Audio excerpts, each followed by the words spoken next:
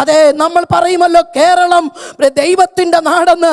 ഞാൻ പറയും, ഇപ്പോൾ കേരളം ദുർഭൂതങ്ങളുടെ പാർപ്പിടമായി മാറിയിരിക്കുകയാ.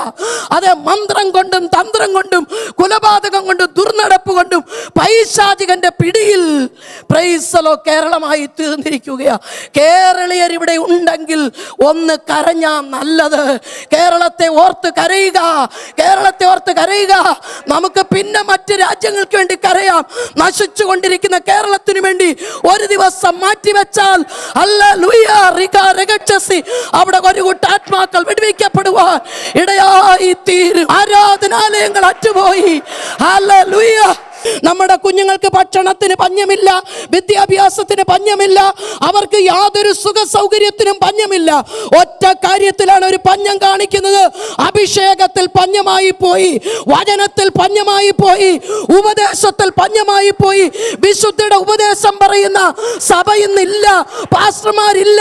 വിശുദ്ധിക്ക് വേണ്ടി വില കൊടുക്കുന്നത് വളരെ ചുരുക്കമാണ്. അക്ഷരത്തിന്റെ പഴക്കമായി പോയി. ഇതൊക്കെ കാണുമ്പോൾ തലമുറകളെ ഓർത്ത് ഒത്തിരി കരയണം.